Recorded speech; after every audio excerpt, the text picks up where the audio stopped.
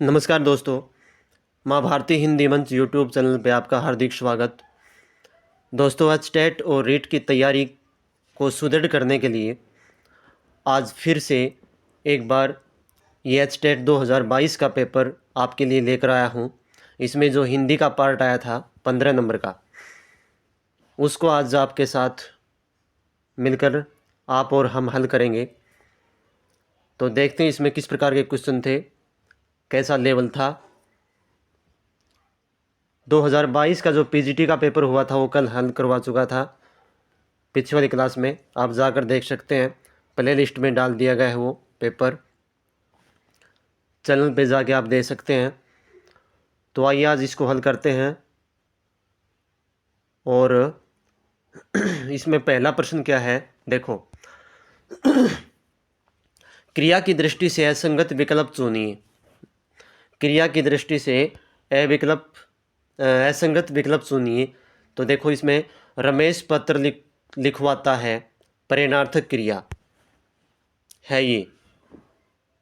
यानी कि इस बात का पहले भी जिक्र हुआ है बहुत बार कि जहाँ जब कर्ता किसी और से कार्य करवाए तो वो होती है प्रेरणार्थक क्रिया। स्वयं न करके किसी और से कार्य करवाए।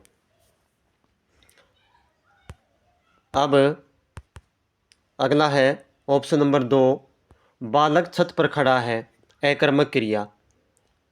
बालक छत पर खड़ा है, अकर्मक क्रिया। अकर्मक क्रिया जहाँ जिसमें जिसमें कर्म ना हो, जिस क्रिया के साथ कर्म ना हो तो होती है कर्मक क्रिया। इसमें कहीं भी कर्म नहीं है, ये भी सही है, अकर्मक है ये भी। आगे, अध्यापक बालक को हिंदी पढ़ा रहा है, द्विकर्मक क्रिया।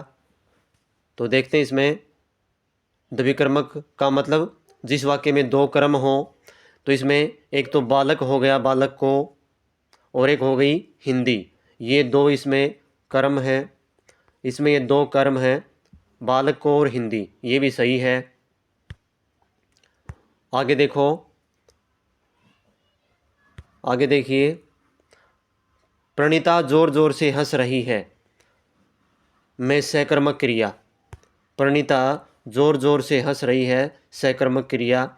इसमें सकर्मक क्रिया नहीं है। प्रणीता क्या हो गई, कर्ता हो गया, हो गई। जोर जोर से ये हो गई रीतिवाचक, हंस रही है ये क्रिया हो गई। तो यहाँ हंस रही है, इसकी विशेषता बताई गई है। हंस रही है क्या है, क्रिया, और इस क्रिया की विशेषता बताई गई है। तो जो क्रिया की विशेषता बताई वो क्रिया विशेषण, और ये जोर जोर से ये है रीतिवाचक क्रिया विशेषण। तो इसमें यही गलत हो जाएगा। तो इसका ऑप्शन नंबर क्या हो जाएगा, 4 हो जाएगा, यही इसका सही है। अगला प्रश्न देखो, उच्चारण की दृष्टि से गै व्यंजन की ध्वनिगत विशेषताएं हैं। अब देखो, इसमें उच्चारण की दृष्टि से पूछ रखे इसने, घोष उच्चारण स्थान कौन सा है, महाप्राण अलप्राण, उस विषय में पूछा है। तो देखो गै है ये। तो सबसे पहले तो ये आपको जानना होगा कि गै का उच्चारण स्थान क्या है।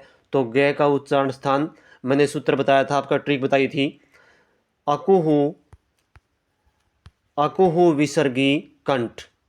इसमें ऐसे ए आ, कु से क वर्ग कंप्लीट, क वर्ग कंप्लीट में आगे जो चार और आगे क के बाद क ख ग घ घ, तो कंठ तो हो गया, इसका कंठ हो गया, कंठ सभी में है, ठीक है। आगे देखते हैं, अब क्या पूछ रखा है, ए घोष सघोष, सघोष ए घोष। तो ए घोष और सघोष क्या होते हैं, घोष वर्ण वो होते हैं जो हर वर्ग का तृतीय, चतुर्थ और पंचम वर्ण, हर वर्ग का तृतीय, चतुर्थ, पंचम वर्ण, य र ल व और सभी स्वर, सभी जो स्वर होते हैं वो घोष होते हैं। तो इसमें ये तृतीय वर्ण है, तो ये घोष वर्ण है, घोष कह दो या सघोषे की बात है। तो ये बाहर हो गया और ये भी बाहर हो गया। अब बच गए दो, कंठ है, कंठ इसमें है, सघोष इसमें है, सघोष इसमें है। अब क्या है, अब बारी आती है अलप प्राण महाप्राण की। तो अलप प्राण महाप्राण क्या होते हैं? अलप प्राण वो होते हैं कि जब हम उच्चारण करते हैं तो उनसे ज़्यादा फोर्स न लगे उनका उच्चारण करते समय। जैसे एक तो बोलो कै बोलो, एक तो बिल्कुल कम हवा निकली है, कम फोर्स लगा है। एक बोलो ख, तो ख जो तो कै तो क्या है, तो कै तो है अलप प्राण। अलप का मतलब थोड़ा और प्राण का मतलब श्वास, यानी कि जिसका उच्चारण करते समय मुंह से थोड़ा श्वास या थोड़ी हवा निकले। तो ग, घ, तो ग है अलप प्राण।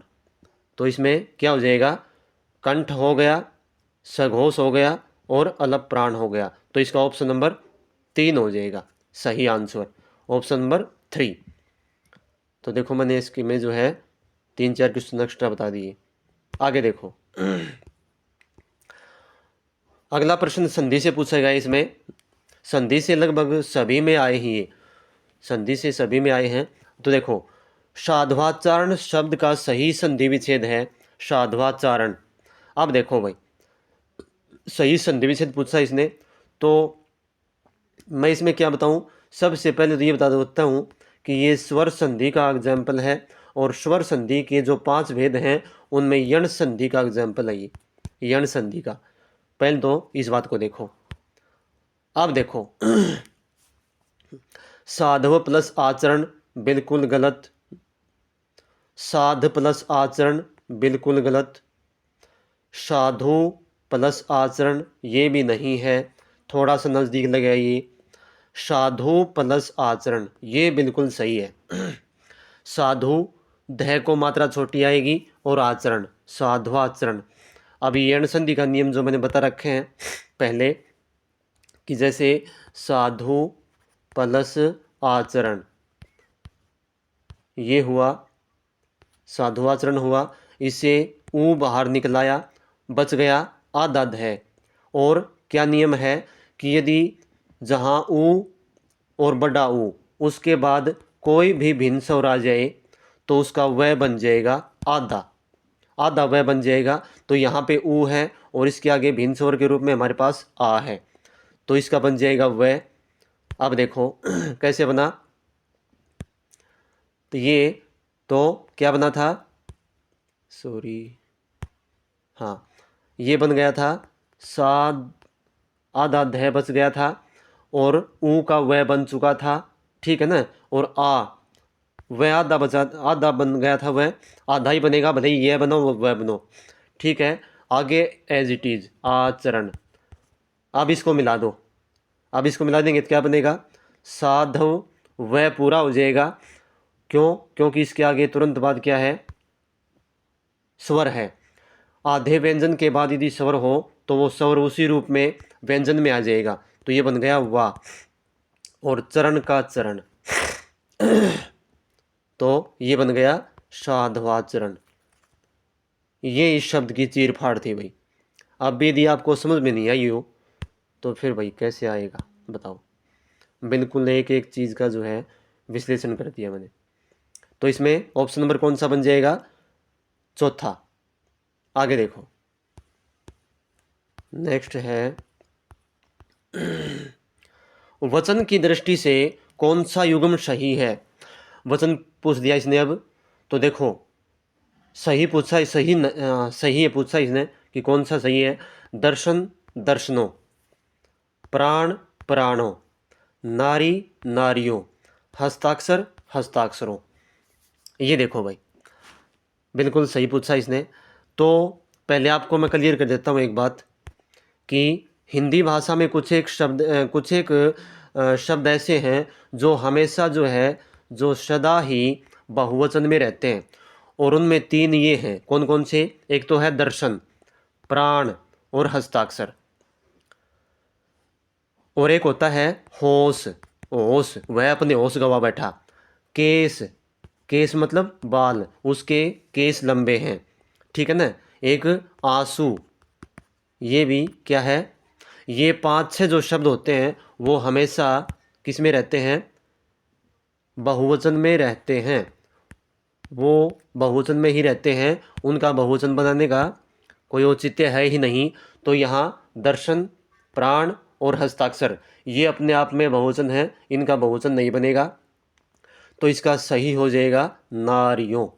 नारी का क्या बन जाएगा? नारियों। ठीक है, नारियां बनता है वैसे तो, लेकिन वाक्य में यदि प्रयुक्त करेंगे तो नारियों भी हो जाएगा। तो इसका ऑप्शन नंबर 3 हो जाएगा सही। आगे देखो नेक्स्ट क्वेश्चन, यह आपका महात्म्य है। वाक्य में प्रयुक्त महात्म्य शब्द में कौन सी संज्ञा है? महात्म्य में पूछा है, महात्म्य का मतलब क्या? बड़पन जिसको बोलते हैं। तो इसमें महात्म्य में संज्ञा कौन सी? बड़पन। तो ये भाव के रूप में आ गया, तो जातिवाचक नहीं है, भाववाचक हो जाएगी। भाववाचक महात्म्य, महात्मा से जो है ना एक मतलब भाव के रूप में है, समूहवाचक भी नहीं है, व्यक्तिवाचक भी नहीं है। तो ये कौन सी हो जाएगी? भाववाचक संज्ञा हो जाएगी। अगला प्रश्न देखो नेक्स्ट क्वेश्चन देखो भाई, जाह्नवी का शब्द का पर्याय है। जाह्नवी, तो इसका देखो, जाह्नवी किसका पर्यायवाची है? गंगा का। गंगा, मंदाकिनी, भागीरथी ये सभी गंगा के पर्यायवाची हैं। तो इसका पहला ही हो जाएगा। बाकी और देखते हैं, कुमुदनी, पथगामिनी और ये क्या है? नलनी, ये नहीं है, ये नहीं है। तो इसका क्या हो जाएगा? ऑप्शन नंबर पहला ही हो जाएगा। ये गंगा के पर्यायवाची हैं, जाह्नवी, मंदाकिनी, भागीरथी। आगे, विलोम की दृष्टि से असंगत विकल्प चुनिए। विलोम शब्द, तो पहला ऑप्शन हमारे पास क्या है? ग्रस्त। और इसका विलोम क्या? मुक्त। बिल्कुल, ग्रस्त का मतलब उससे जकड़ा हुआ यानी कि पीड़ित, और मुक्त का मतलब बिल्कुल आज़ाद। बिल्कुल सही है। व्यष्टि समष्टि, व्यष्टि का मतलब क्या होता है? व्यष्टि का मतलब होता है अलगाववाद की भावना, और समष्टि मत का मतलब होता है एक समूह की भावना, समूह में बंधा हुआ। ये भी सही है। आविर्भाव तिरोभूत, आविर्भाव तिरोभूत यही नहीं है भाई। चलो देखते हैं आगे, अर्वाचीन प्राचीन ये भी सही है। तो देखो, आविर्भाव का मतलब होता है उत्पन्न होना, और तिरोभूत नहीं होता, इसका हो जाएगा तिरोभाव। तिरोभाव हो जाएगा इसका विलोम शब्द। तिरोभाव का मतलब क्या होता है? तिरोभाव का मतलब होता है अदृश्य होना, अदृश्य। ये तिरोभूत नहीं होता, तिरोभाव होता है। अर्वाचीन होता है नया, और प्राचीन होता है पुराना। तो ये चारों का मैंने विश्लेषण कर दिया, और इसका आंसर हमारा रहेगा 3 का, असंगत यही रहेगा। आगे देखो क्वेश्चन नंबर 38, ग्रीस शब्द में कौन सी संधि है? गिरीश, दीर्घ संधि हाँ बनती है, गुण संधि नहीं बनती, यण संधि भी नहीं बनती, व्यंजन संधि भी नहीं बनती। तो इसमें गिरीश में दीर्घ संधि है। दीर्घ संधि कैसे बने दीर्घ संधि? दीर्घ संधि की एक तो पहचान देखो, आपको उसमें कहीं ना कहीं बीच वाले शब्द में, लगभग बीच वाले शब्द में क्या है, कहीं ना कहीं बड़ी ई की, बड़े ओ की, आ की, ठीक है ना, या फिर बड़ी री, ये मात्राएं आपको मिलेंगी उसमें, कहीं ना कहीं बड़ी मात्रा मिलेंगी आप में उसमें। बस इतना ध्यान रख लेना, बीच वाले कहीं भी किसी भी वर्ण में। तो इसमें कैसे बनेगा इसका? ये दीर्घ संधि गिरी प्लस ईश, गिरी प्लस ईश। देखो क्या नियम क्या होता है कि यहाँ यदि समान वर्ण हो, समान मात्रा के वर्ण हो, तो दोनों को मिलकर क्या बनता है? वो दीर्घ बन जाता है। दीर्घ का मतलब होता है बड़ा, ठीक है ना। तो यहाँ क्या हुआ, ये हमारे पास था गिरी और ये ईस, हमारे पास ये ई छोटी है और ये है बड़ी, तो दोनों मिलकर क्या बन गई? बड़ी। यदि यहाँ छोटी होती, यहाँ भी छोटी होती, तो भी बड़ी बनती। दोनों तरफ बड़ी होती तो भी बड़ी बनती। दीर्घ का मतलब बड़ा होता है। तो ये देखो इसमें रे को मात्रा बड़ी हो गई, तो ये बन गई दीर्घ संधि। तो इसका ऑप्शन नंबर क्या हो जाएगा? पहला ही सही हो जाएगा। आगे देखो नेक्स्ट क्वेश्चन देखिए, जिज्ञासा का सटीक समानार्थी है। जिज्ञासा, वैसे ये जिज्ञासा नहीं है, ये होती है जिज्ञासा, ठीक है ना। बताया था मैंने कैसे बनाइए, वो बाद में बताएंगे एक बार। आगे देखो, तो इसका सटीक समानार्थी बिल्कुल सही, जो बिल्कुल सही, एक तो होता है सामान्य उसके समानार्थी, और एक होता है बिल्कुल सही। तो बिल्कुल सही बताना इसमें उत्कंठा जिज्ञासा ही होती है वैसे तो, ज्ञानेप्सा, वांछा और इच्छा। वैसे ही इसके तीनों ही जो है, ये तीनों ही इसके पर्याय हैं, समानार्थी हैं। लेकिन जहाँ तक बिल्कुल सही की बात हम करेंगे तो ज्ञानेप्सा, ज्ञानेप्सा का मतलब ज्ञान प्राप्त करने की इच्छा। और ये, और जो इप्सा जो शब्द है ना, इप्सा, इप्सा या फिर तृष्णा, ये दोनों शब्द वहाँ प्रयुक्त होंगे कि मतलब जहाँ बहुत ही, यानी कि ज़बरदस्त, मतलब पाने की इच्छा जहाँ हो हमें, तो वहाँ क्या होगा? इप्सा और तृष्णा। तो इसका ज्ञानेप्सा हो जाएगा, ज्ञान प्राप्त करने की इच्छा क्या कहलाएगी? जिज्ञासा। वैसे उत्कंठा भी जिज्ञासा होती है। तो इसने पूछा है सटीक, बिल्कुल सही, तो इसका ऑप्शन नंबर 2 हो जाएगा। आगे देखो भाई क्लास को दोस्तों अपने साथियों के साथ कोई ग्रुप में शेयर कर दिया करो भाई। और कुछ बच्चों ने चैनल को सब्सक्राइब ही नहीं किया, शायद सब्सक्राइब कर लो, अंगूठे को प्रेस ही करना है। कौन सा बताओ आपको इसमें रेंटल लग रहा है? इतनी मेहनत करते हैं आपके लिए। आगे देखो क्वेश्चन नंबर 40 का, किस विकल्प में परिमाणवाचक विशेषण का प्रयोग हुआ है? परिमाणवाचक और विशेषण देखो, प्रणव 5 किलो दूध पी गया तो परिमाणवाचक कहाँ होता है विशेषण? कि जहाँ किसी मतलब माप तोल, किसी संज्ञा के बारे में माप तोल का जहाँ बोध होता है, वहाँ क्या होता है? परिमाणवाचक, परिमाणवाचक होगा वहाँ पे। तो इसमें इसमें क्या होगा? परिमाणवाचक। तो देखो, प्रणव 5 किलो दूध पी गया, 5 किलो, 5 किलो, ये जो पैमाना है एक माप तोल का, ये भी है इसमें। आगे देखो, प्रणव 5 केले खा गया, 5 केले। अब देखो, ये यहाँ भी 5, यहाँ भी केले, यहाँ भी 5 है और यहाँ भी 5 है, लेकिन यहाँ किलो, यहाँ केले। परिमाणवाचक और संख्यावाचक में क्या फ़र्क है? बिल्कुल सटीक बता दूँ आपको, कि जहाँ हम जो गणनीय वस्तु हैं, जिन वस्तुओं को हम गिन सकें, वो तो किस में आ जाएंगी? संख्यावाचक में, वो तो आ जाएंगी संख्यावाचक में। और जिन चीज़ों को हम गिन नहीं सकते, जिनको हम माप तोल सकते हैं, वो आ जाएंगी परिमाण में। बस इतना याद रख लो। अब देखो यहाँ पे क्या है, तो प्रणव 5 किलो दूध पी गया, तो दूध माप तोल की चीज़ है, इसको गिन नहीं सकते, तो ये सही है। देखते हैं आगे, प्रणव 5 केले खा गया, केले गिनने की चीज़ है, 1 2 3, 1 केला 2 केले, ऐसे, ये तो हो जाएगा संख्यावाचक और निश्चित संख्यावाचक विशेषण, ठीक है।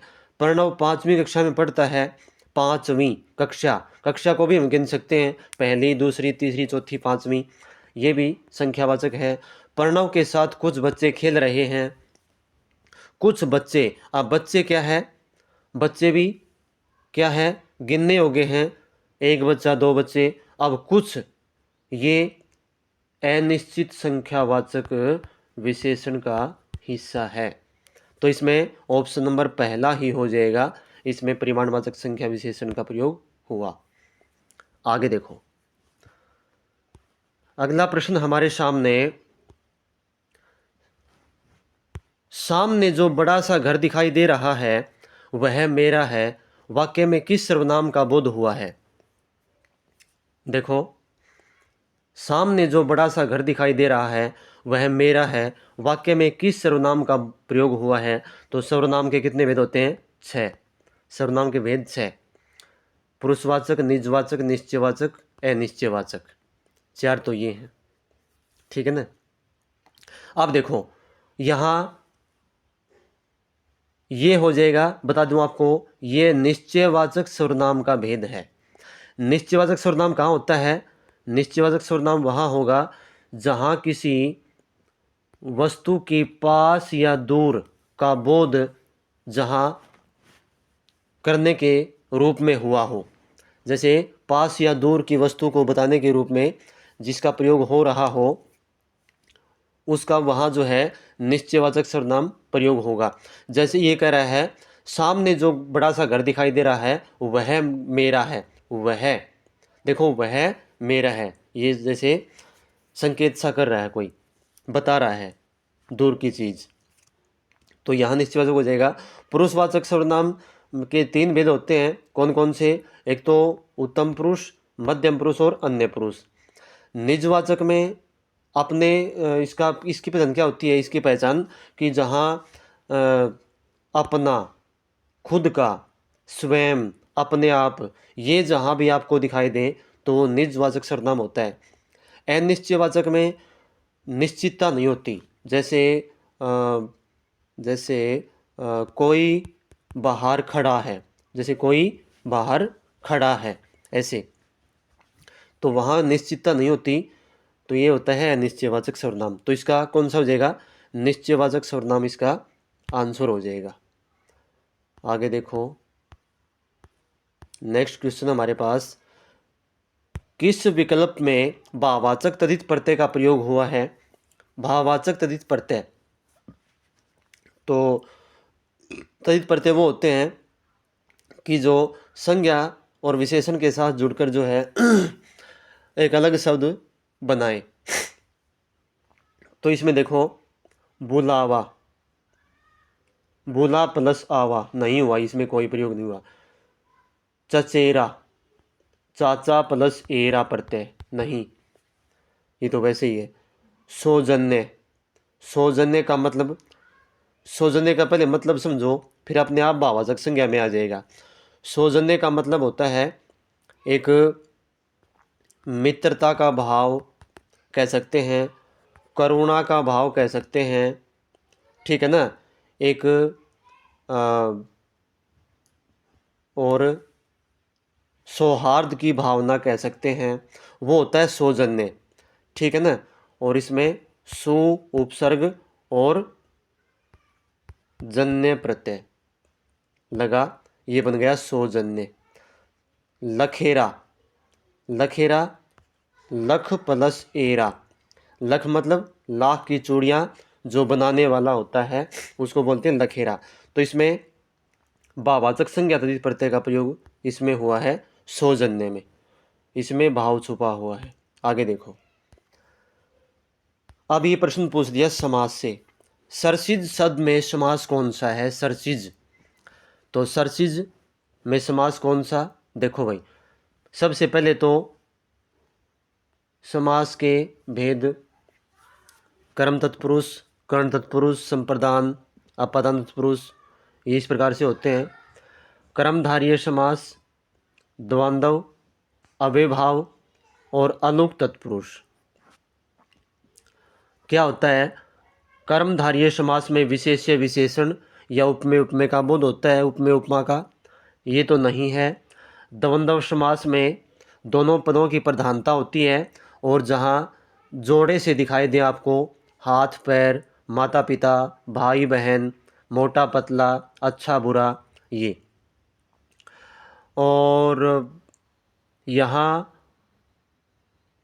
अव्ययभाव समास में क्या होता है? अव्ययभाव समास में पहला पद प्रधान और उसमें अव्यय या उपसर्ग का प्रयोग होता है। तो ये तो बाहर हो गए तीनों। अब बचता है अलुक तत्पुरुष। अलुक तत्पुरुष क्या होता है इसको समझो।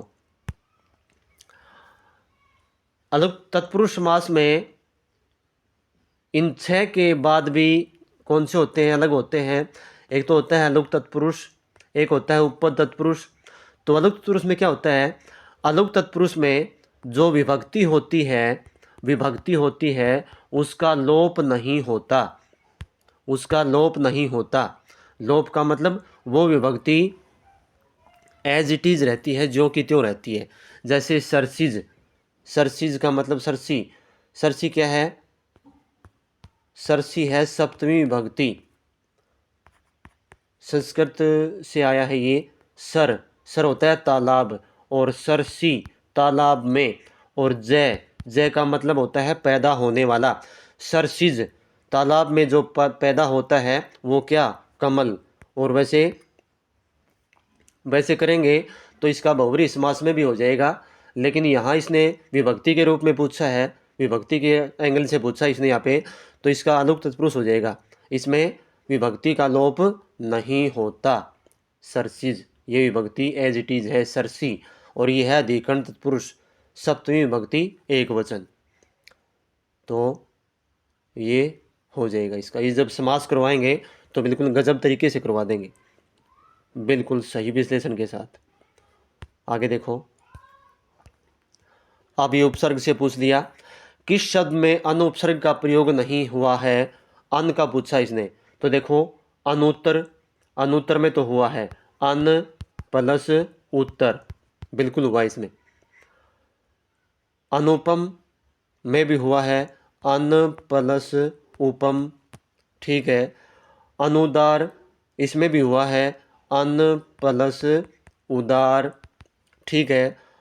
अनुगमन, इसमें नहीं हुआ है, अन प्लस उगमन नहीं होता, ये अनु प्लस गमन होता है। अनु का मतलब पीछे पीछे, और गमन का मतलब जाना, पीछे पीछे चलना। तो इसमें ऑप्शन नंबर 4 हो जाएगा सही आपका आंसर। इसमें इसका आंसर, उसका प्रयोग नहीं है अनुपसर्ग का। आगे देखो भाई, एचटेट वाले अभ्यर्थियों आगे देखो, ये देखो, विसर्ग ध्वनि का प्रयोग किन शब्दों में होता है। विसर्ग ध्वनि तो सभी को पता है, ये विसर्ग का मतलब इसका प्रयोग तो संस्कृत में ही होता है, संस्कृत में ही होता है। और संस्कृत वाले जो कौन से शब्द हैं होते हैं, वो होते हैं तत्सम, तत्सम, वह, तत् का मतलब वह, सम का मतलब जो, उसके समान, संस्कृत के समान। तो तत्सम शब्दों में होता है इसका प्रयोग। देशज शब्दों में तो अपने क्षेत्रीय भाषा से आए हुए जो शब्द होते हैं, देसी शब्द जिसको बोलते हैं, वो आ जाएंगे। तद्भव होता है तत्सम का बिगड़ा हुआ रूप, जो हिंदी में आ गया। उपयुक्त सभी शब्दों में ये बिल्कुल गलत है, तो इसका क्या हो जाएगा, इसका तत्सम शब्द हो जाएगा। आगे देखो, हाँ 45 हो चुके, इतने ही हैं। तो दोस्तों ये थी आज की क्लास। आपकी तैयारी में मैं भी एक निमित्त बनकर आपकी सहायता कर रहा हूँ, और उम्मीद करता हूँ कि इन क्लासेज से जो आपको बहुत कुछ सीखने को मिल रहा होगा। जो साथी, जो अभ्यर्थी नए देख रहे हैं, नए जुड़े हैं, और जिन्होंने सब्सक्राइब नहीं किया चैनल को, वो सब्सक्राइब कर लें, और साथ में बेल आइकन को प्रेस करें, ताकि जो ही क्लास अपलोड हो आपके पास नोटिफिकेशन आ जाए। अपने साथियों को शेयर करें ज़रूर।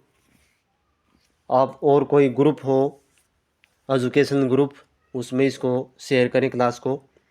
मिलते हैं जल्द ही अगली किसी कक्षा में एक नए टॉपिक के साथ। धन्यवाद। जय हिंद, जय भारत।